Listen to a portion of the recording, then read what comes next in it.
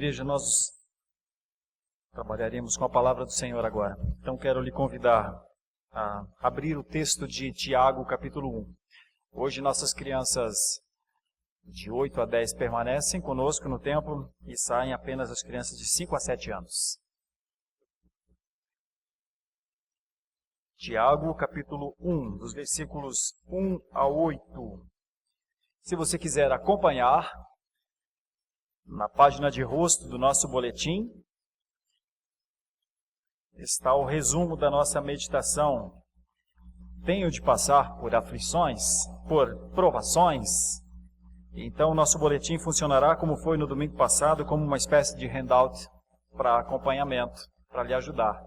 Se você tem o boletim, fica com ele aberto, vai lhe ajudar. Se você não tem, quiser levantar uma de suas mãos, os diáconos estão aqui e têm os boletins em mãos para lhe entregar. E assim você pode acompanhar.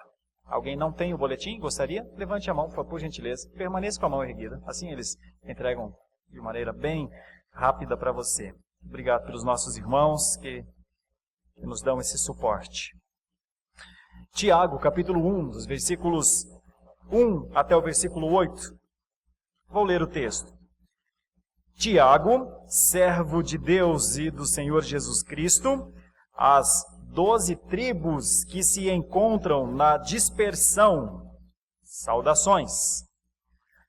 Meus irmãos, tende por motivo de toda alegria o passardes por várias provações, sabendo que a provação da vossa fé, uma vez confirmada, produz perseverança. Ora, a perseverança deve ter ação completa, para que sejais perfeitos e íntegros em nada deficientes. Se, porém, algum de vós necessita de sabedoria, peça a Deus, que a todos dá liberalmente, em nada ou em nada lhes impropera, e ser-lhe-á concedida. Peça, porém, com fé, em nada duvidando, pois o que duvida é semelhante à onda do mar, impelida e agitada pelo vento. Não suponha esse homem que alcançará do Senhor coisa alguma. Homem de ânimo dobre, inconstante em todos os seus caminhos. Meus caros, vocês devem ter percebido que duas das passagens que nós lemos nessa noite dizem respeito a Davi. E eu usei duas passagens para lembrar do rei Davi. Este homem, conhecidíssimo rei do Antigo Testamento. A passagem que nós lemos aqui no culto foi no segundo livro de Samuel. Você não precisa abrir novamente, claro, mas foi para relembrar que Davi, no final da sua vida, cantou ao Senhor e disse: olha, por mais que eu tenha vivido tantas experiências tão difíceis, eu quero dizer que o Senhor Deus é tudo. O Senhor Deus é quem me trouxe até aqui. É uma declaração muito interessante do rei Davi. E a outra passagem, que o reverendo Gabriel leu, é do Salmo 51. E o Salmo 51 fala de confissão de pecados. O que aconteceu com esse homem? Bom, o que aconteceu com esse homem? Este homem tem um livro, o livro de Samuel, o segundo livro de Samuel, que conta a história da sua vida. E até o capítulo 10, a história de Davi é riquíssima em coisas que dão certo. Em olhar para trás e em tudo falar: até aqui tudo anda tão bem na minha vida, tudo anda tão certo. E do capítulo 11 para frente, a história de Davi muda.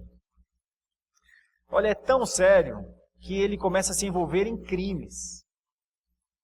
No capítulo 11, do segundo livro de Samuel, até o capítulo 20, quando você começa a ler, você começa a ser tomado de uma situação, de alguma coisa que você diz: não é possível que esse homem está vivendo essas coisas.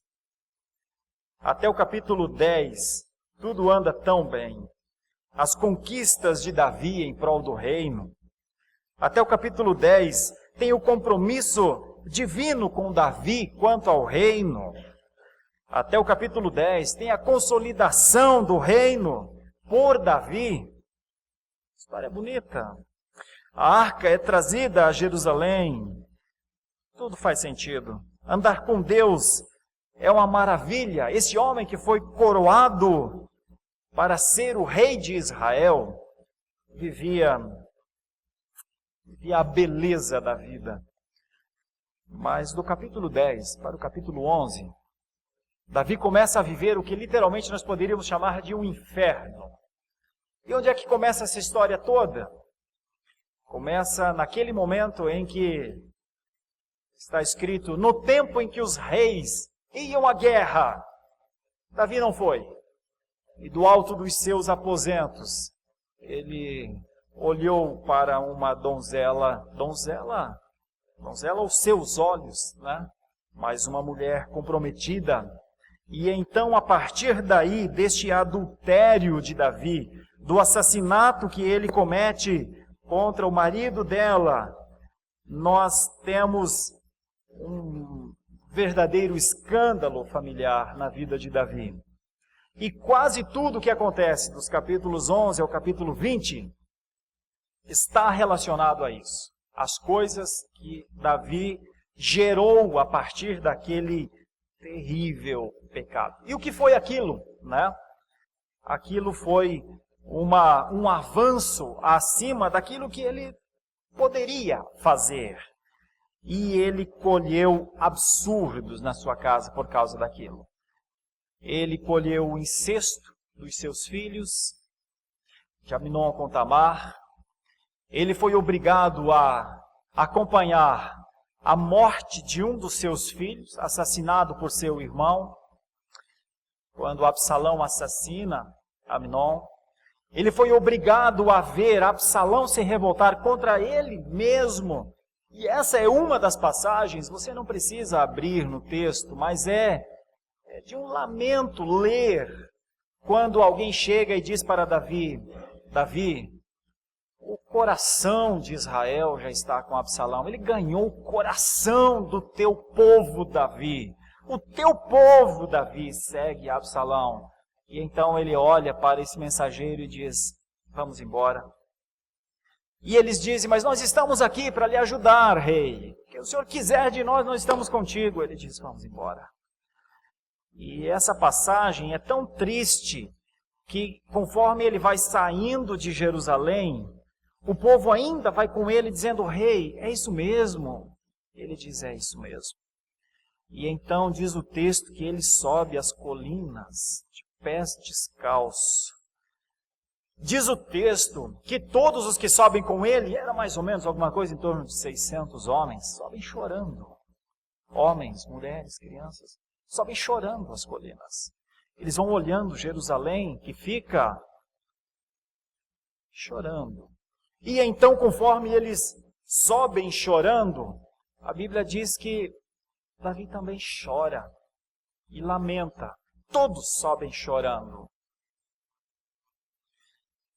E em determinado momento eles estão indo para o deserto, diz o texto.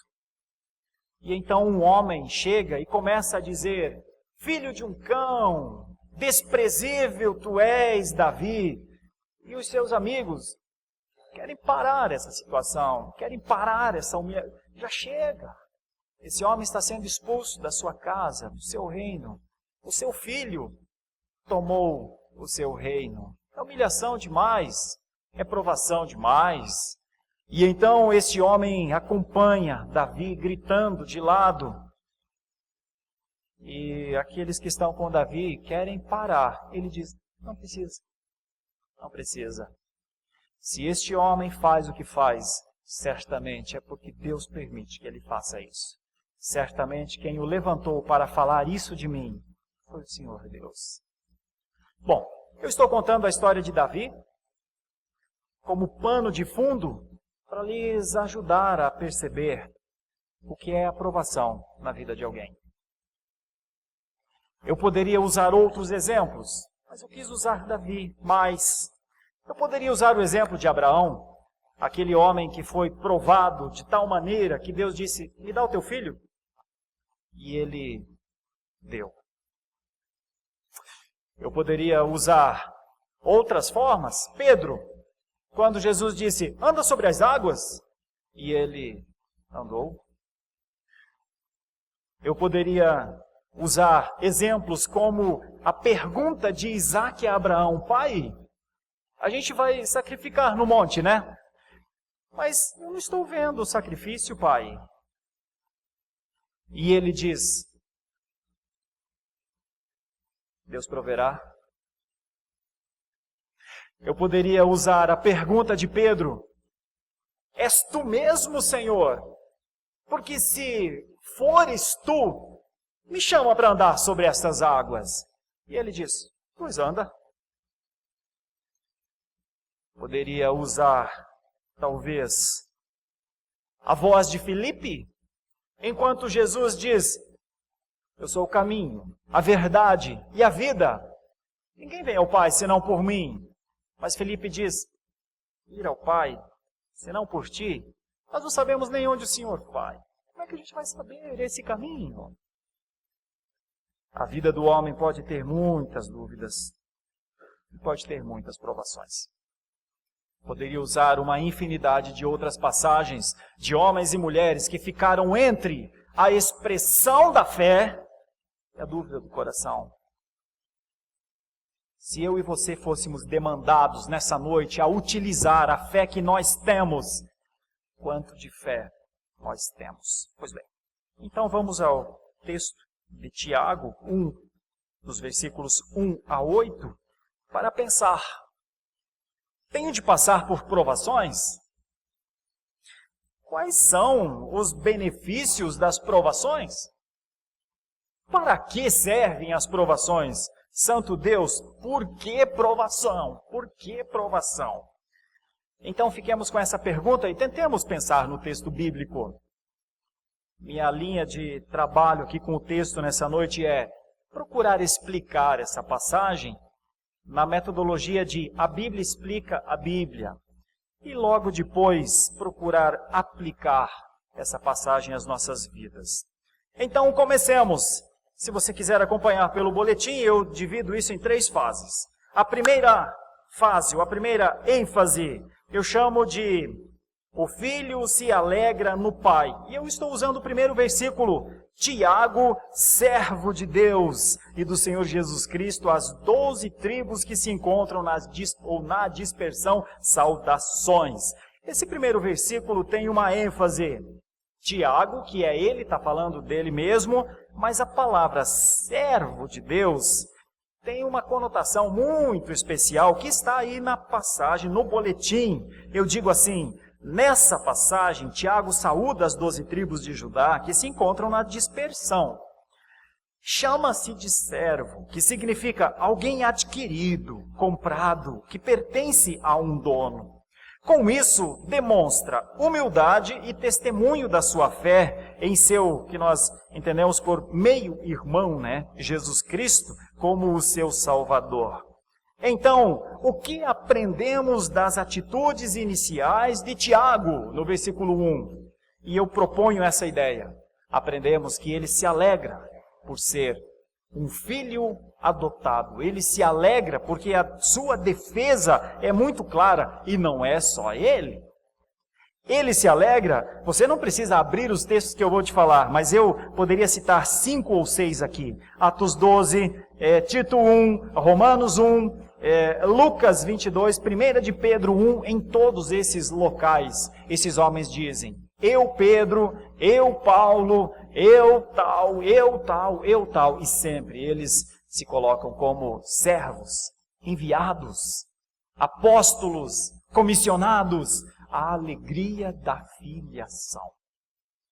Eu gostaria de deixar essa primeira ideia. Tenho de passar por provações. A primeira ênfase talvez seja uma das grandes provações para o povo da atualidade. Encontrar a alegria de serem servos. Encontrar a alegria de serem do Senhor Jesus Cristo para o serviço dele. mas eu vou trabalhar com as duas próximas ênfases com mais intensidade. Mas eu dou uma resposta. Está aí no boletim, se você quiser acompanhar como handout. Aprendemos que os servos de Deus se alegram na sua condição de serem exclusivamente dele. E comprados por sangue, vivem uma nova vida de serviçalidade e de gratidão, prestando contas das suas ações com alegria ao seu Senhor. A segunda ideia, dos versículos 2 para frente, vou enfatizar outra coisa, vou enfatizar os benefícios da aprovação. É difícil, num primeiro momento, encontrar os benefícios da aprovação. Mas vamos lá, tentar explicar esse texto aqui, utilizando outros versículos. Está escrito assim, no 2. Meus irmãos, tende por motivo de toda a alegria o passardes por várias provações. Tendes por motivo de toda alegria o passardes por várias provações. Bom, a pergunta é, por quê que eu tenho de passar por isso? Então eu vou usar aqui um texto da primeira carta de Pedro. Se você quiser me acompanhar nessas leituras, vai ser bom, mas tem que deixar o dedinho aí em Tiago para voltar para essa passagem. Mas veja o que diz Pedro na sua primeira carta, no capítulo 1, no versículo 6. Nisto exultais, embora no presente, por breve tempo, seja necessário,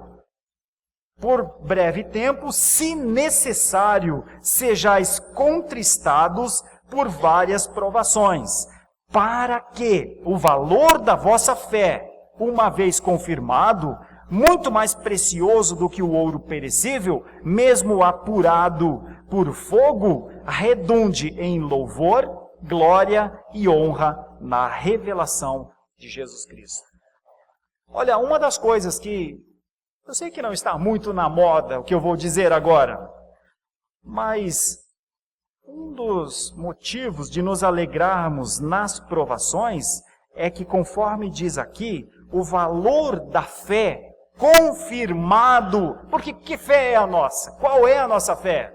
Nós poderíamos dizer, é a fé que eu acho que eu tenho, é a fé que eu tenho. Mas eu diria para você, como eu fiz a pergunta no início, se formos demandados na nossa fé, qual é a nossa fé? Qual é o valor da nossa fé? Se formos exigidos em falar a verdade, se formos exigidos em ter esperança no Senhor, se formos exigidos no sentido de obrigações a cumprir dentro das nossas casas, se formos exigidos, com que resposta nos apresentamos? Pois o texto diz, ou de Pedro, diz que o valor da fé confirmado redunda em louvor, honra e glória ao Senhor Jesus Cristo. Tende alegria em passar por provações, porque se a sua fé for confirmada, você alegra o coração de Deus com isso. Se é que isso lhe importa. Por isso que eu disse que parece meio fora de moda, porque agradar a Deus, né? Agradar a Deus, nos dias de hoje, em que todo mundo quer agradar a si, eu estou na contramão e quero ficar. Mas deixa eu lhe falar um pouco mais. Voltamos lá para Tiago, por favor. Volta comigo, por favor. Tiago 1, agora versículo 3. E sabendo que a aprovação da vossa fé, uma vez confirmada, produz perseverança. Se você quiser, dá uma olhadinha num livro só atrás, é Hebreus capítulo 6, versículo 12. Hebreus 6, 12. Veja como é que a Bíblia se explica aqui. Veja, Hebreus 6, 12. Para que não vos torneis indolentes, mas imitadores daqueles que pela fé e pela longanimidade herdaram as promessas. Então, uma das explicações, sabendo que a aprovação da vossa fé, uma vez confirmada, produz perseverança, é que nós olhamos para os nossos pais na fé e vemos como é que eles viveram. E eles viveram assim, conforme diz o autor aos Hebreus. Desejamos, porém, continue cada um de vós mostrando fé até ao fim, a mesma diligência para a plena certeza da esperança, para que não vos torneis indolentes, mas imitadores daqueles que pela fé e pela longanimidade herdaram as promessas. Meus irmãos, uma das grandes heranças do protestantismo são aqueles homens que foram até o fim das suas vidas por aquilo que eles creram. Veja, eu estou falando do protestantismo, eu poderia voltar a milhares de anos, mas estou falando de 400 anos só, 500 anos só. Eu estou dizendo de homens, estou falando de homens como Wycliffe, na Inglaterra. Estou falando de homens como John Hus, na Tchecoslováquia. Estou falando de homens como Savonarola, na Itália. Estou falando de homens que foram mortos porque começaram a ver na fagulha possível da glória de Deus uma revitalização da igreja, mas eles não viram a igreja. Esses homens morreram antes da reforma. Só que estes homens morreram antes de ver o que Deus faria a partir do século XVI, purificando a igreja, livrando, ou pelo menos trazendo as escrituras, as línguas originais dos povos. Meus irmãos, o que aconteceu é uma coisa simplesmente absurda a nossa lógica. Quando as escrituras foram traduzidas para o inglês pelo esforço de Wycliffe, ele morreu, mas as escrituras na língua inglesa tomaram o ocidente inteiro. Quando as escrituras foram escritas no alemão, e então os alemães leram as escrituras e passaram a entender. Meus irmãos, quando aqueles homens, quando só se lembrava que alguns homens haviam morrido só pela fé pura em Jesus Cristo, eles diziam, pobres homens que morreram. Mas a reforma nasceu. Eles foram até o fim. Deixa eu lhes falar um pouco mais. Volte lá para Tiago, por favor. Tiago, agora, versículo 4. Ora, a perseverança deve ter ação completa, para que sejais perfeitos e íntegros, em nada duvidando. O que será que esse versículo aqui quer dizer? Bom, eu encontro num texto de Lucas capítulo 21. Se você quiser me acompanhar, vai a Lucas capítulo 21, do versículo 16 para frente. Lucas capítulo 21, os versículos são 16 para frente. Vamos tentar entender isso aqui. Por que a perseverança deve ter ação completa? Para que sejamos perfeitos e íntegros, em nada deficientes. Veja o que diz lá em Lucas capítulo 21, dos versículos 16 para frente.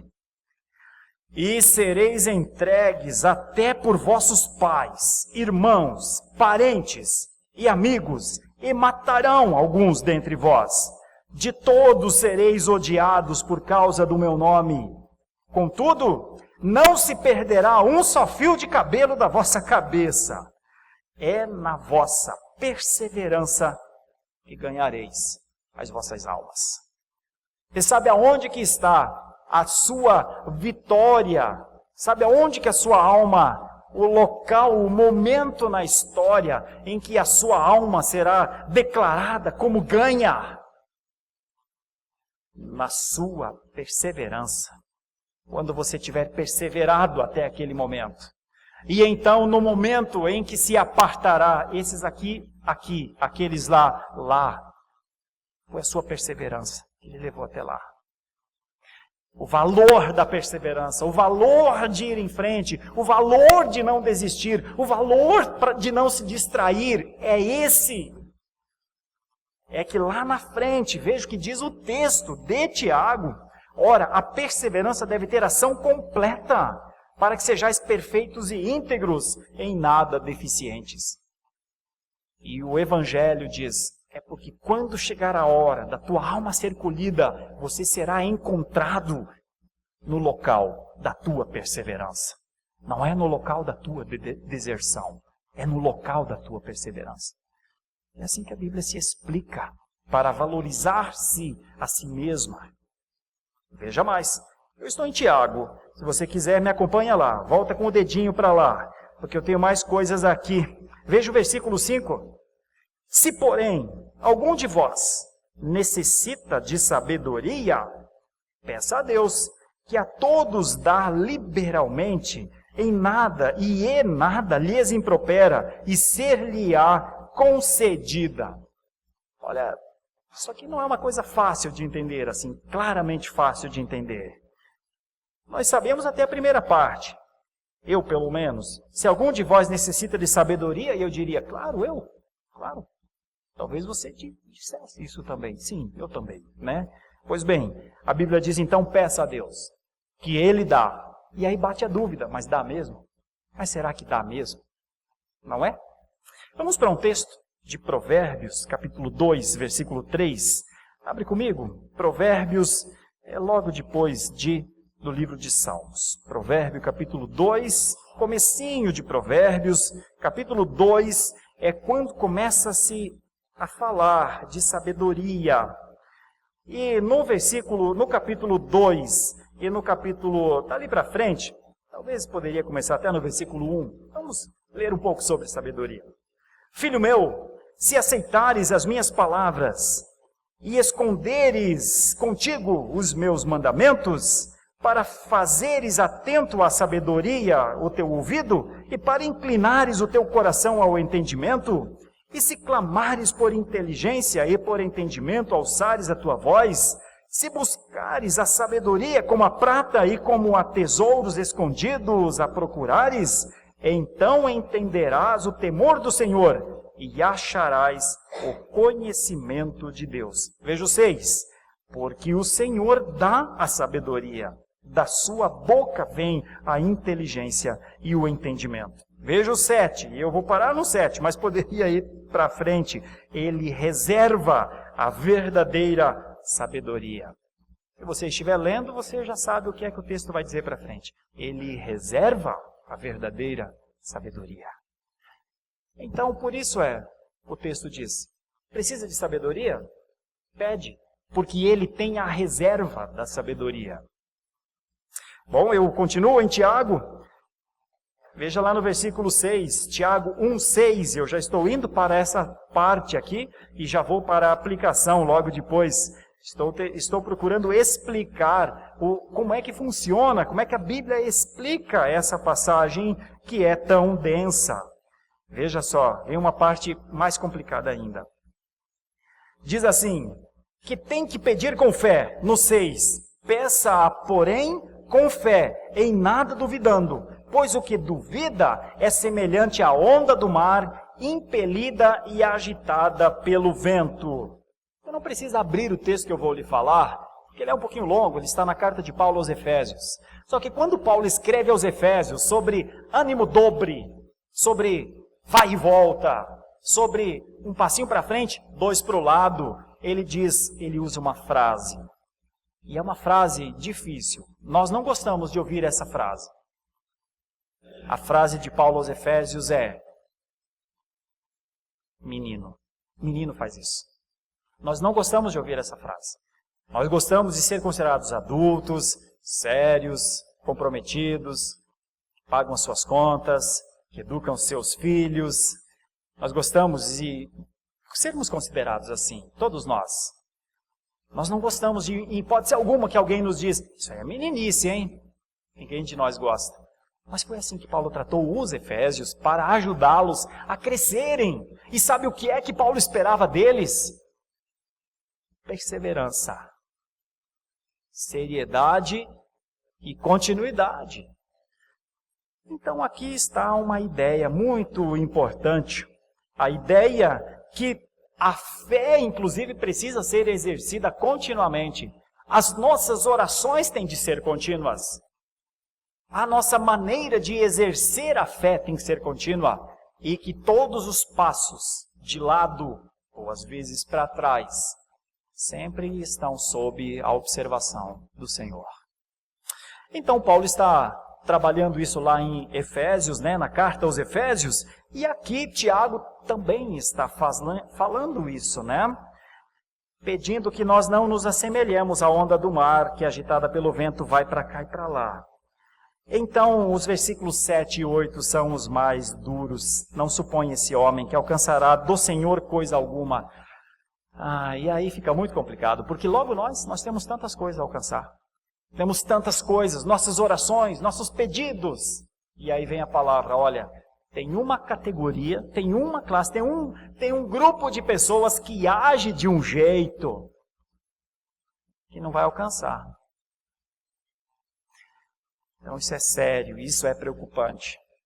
Bom, e vem a última frase, homem de ânimo dobre, inconstante em todos os seus caminhos. O que é que esse homem tem que fazer? Porque essa passagem termina muito mal, né?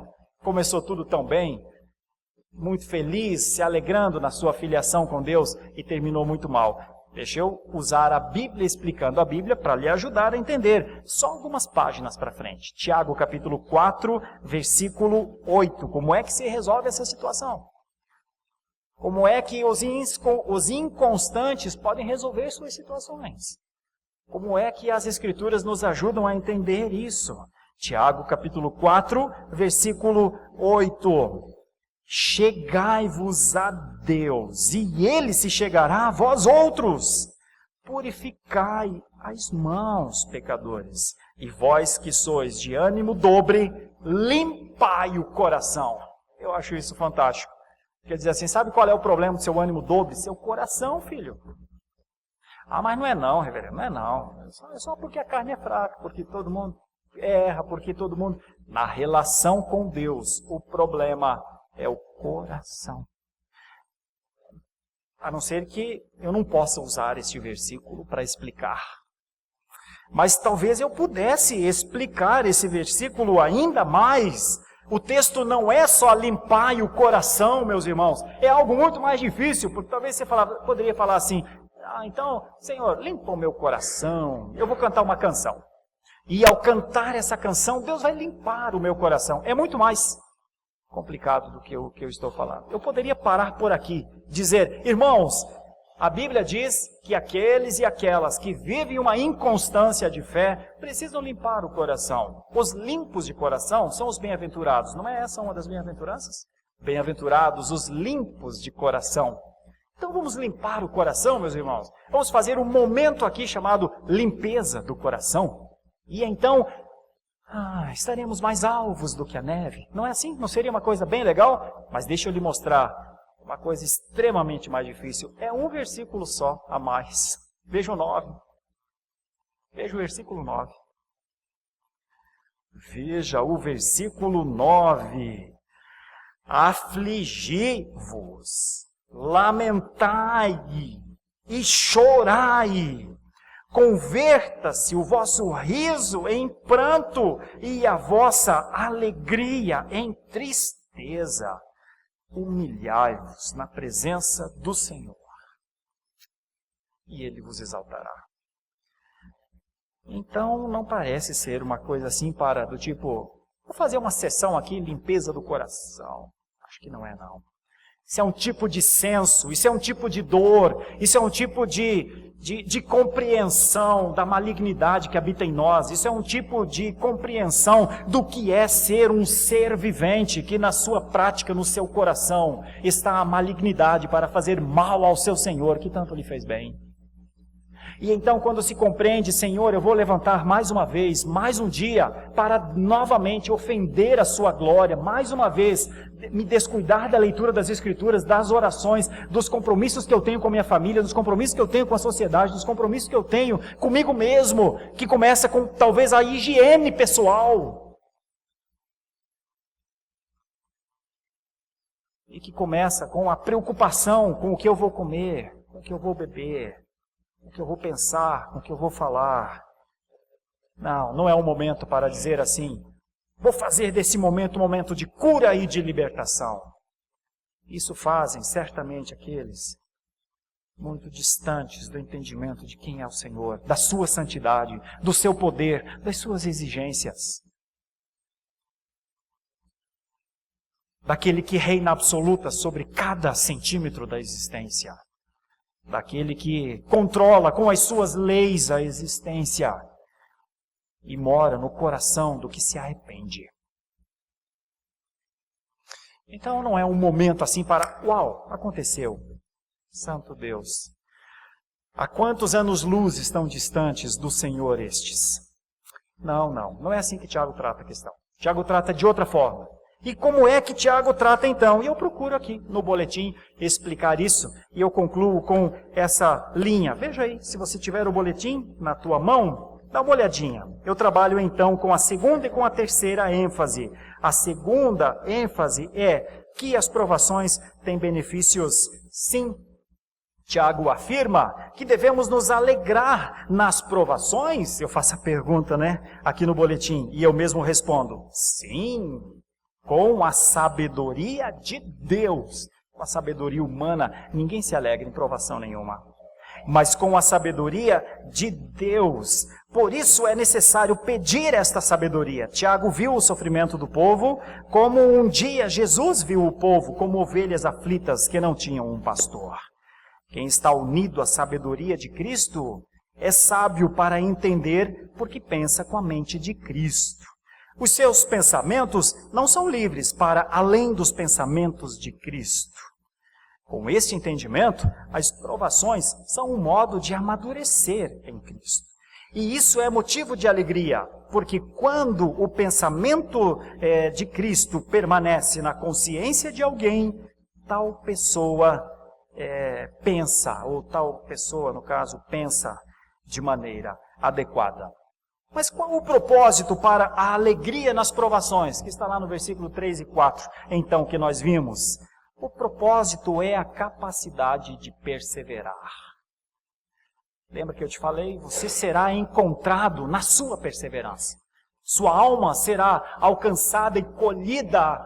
O regozijo do teu encontro com o Senhor se dará no momento lá da tua perseverança. Então eu e você precisamos da capacidade para perseverar. Bom, eu coloco isso dizendo que é assim que o texto diz. Que produz perseverança. A perseverança é fruto de uma fé provada. Geralmente as provações são testes feitos por Deus para avaliar a fé dos seus filhos. Às vezes não gostamos muito disso. Mas é necessário ter a consciência que o Senhor prepara os seus filhos para viver de maneira testemunhal em qualquer situação. Tanto em bons momentos, quanto em maus momentos, servindo para anunciar o Evangelho do poder de Cristo na cruz para os eleitos de Deus. Este é o procedimento de uma pessoa íntegra, em nada deficiente. E a terceira fase, apenas para concluir, novamente é uma pergunta. Tiago considera a sabedoria de Deus como a principal condição para entender as provações? Eu digo, sim, senhor. Veja a pergunta. Tiago considera a sabedoria de Deus como a principal condição para entender as provações? Sim. Ele começa sugerindo uma avaliação pessoal para compreender se há necessidade da mesma. Será que eu preciso de mais fé? Ou, aliás, de mais sabedoria, nesse caso. Ao consentir com, sim, eu preciso. Talvez eu precise de mais fé e de mais sabedoria. Então Tiago afirma, ótimo, isso é o que Deus mais tem para dar. Tanto fé quanto sabedoria. A observação é que a oração deve ser proferida com fé, em nada duvidando. Eu estou fazendo uso aqui de uma das perguntas do Catecismo de Heidelberg, pergunta 117. E em seguida, Tiago aponta a dúvida como uma enorme dificuldade para o amadurecimento. E esse amadurecimento na fé precisa de um tipo de certeza exercitado constantemente, insistindo que o homem que duvida não alcançará coisa alguma de Deus. Por isso, a fé é a certeza dos fatos que não se veem, diz o autor aos Hebreus. Sabedoria que vem de Deus é, segundo o comentário da Bíblia de Genebra, olha as palavras. Olha as palavras. Como eu gostaria de ler esse texto e falar, tenho. Mas possivelmente eu lerei essas palavras dizendo, não tenho. Quais são as palavras? Segundo a Bíblia de Genebra, a sabedoria que vem de Deus é conhecimento. discernimento, prudência, perspicácia, cuidado, aprendizagem, orientação, capacidade, desenvoltura, planejamento e até mesmo força heróica. Certamente me faltam essas palavras. Talvez também falte a você. Eu quero concluir dizendo: que tal uma reflexão sobre a nossa alegria em Deus? O que entendemos acerca dos benefícios, o que entendemos verdadeiramente acerca dos benefícios das provações? Como as Escrituras nos ensinam a agir com a sabedoria que vem da fé bíblica. Que essa passagem possa lhe ajudar. Ao voltar para sua casa nessa noite, eu lhe convido a ler novamente Tiago 1, dos versículos 1 a 8. Pense na sua alegria da filiação. Pense nos benefícios das provações na sua vida. E pense como é que a Bíblia ensina a obter a sabedoria. Que Deus nos dê da sua graça, porque nós precisamos.